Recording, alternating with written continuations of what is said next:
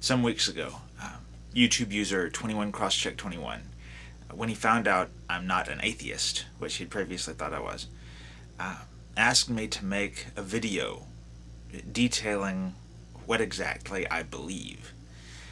Um, since then, I've been trying to figure out a way to do that, and it hasn't been easy.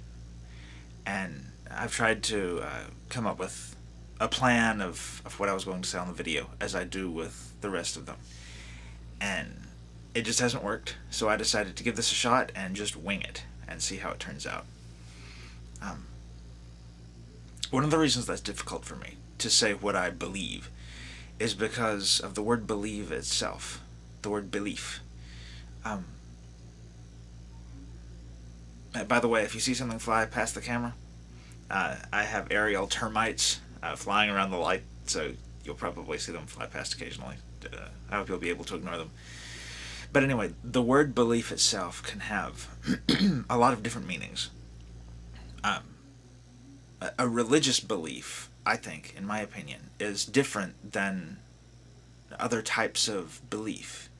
I mean, you can have a belief, you can say, I believe something, and it can mean it's just your opinion. You've seen some evidence that causes you to come to a conclusion. Some people hold to beliefs because they want to hold them. They don't necessarily have evidence. In some cases, they can hold to beliefs in spite of contrary evidence. And in my opinion, termite got me in the ear. In my opinion, religious belief fits that description. I believe that the universe was created, that life itself was designed, and that's not because someone has told me to believe it, some religious leader or a book or something, but because of the fact that at one time things didn't exist. There was a beginning of the universe, and it's kind of ironic that the Big Bang is considered to be an atheist doctrine. If you say, I believe in the Big Bang, that means you believe that the universe began without the intervention of a higher intelligence. In reality, for a long time, atheists pushed for something called the steady state model, or the steady state theory, that the universe had always existed in its present state, which would mean there was no need for a god to have created it. Of course, that entirely violates the law of cause and effect. And now we know beyond any doubt the universe did have a beginning. It is expanding. And it makes sense to me that that beginning, the beginning of a universe that, some people will say, oh, there's not really any order in the universe, it's really chaotic. But in fact, the things that people think are chaos in the universe, it's just because they don't understand the order that's there. The more science learns about the universe, the more they see, there are patterns. And there is a way it all works. And I think not only for energy and matter to have come to exist, but all of the laws that control the universe, including the law of cause and effect, is indicative of a higher intelligence.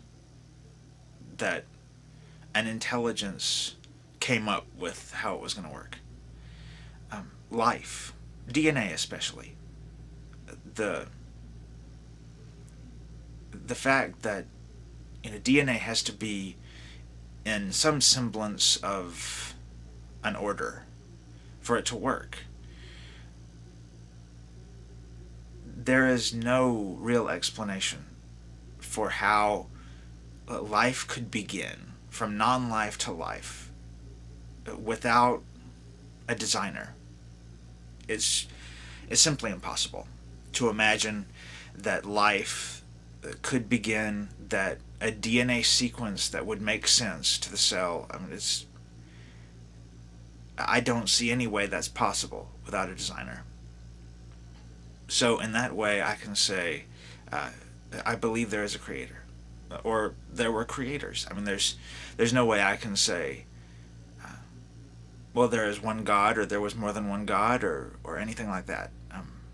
But I can say I have a firm belief, based on evidence, based on reason, that the universe was created, and that the first life was created.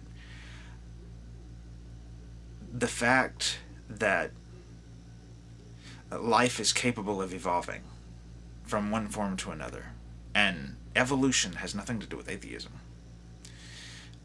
People will say it does, and a lot of evolutionists are atheists. Most atheists are evolutionists. But the two are not mutually dependent. The fact that life is designed in such a way that it can evolve, that it can adapt, that it can respond to a changing environment and fill void niches in the environment, it's an amazing design.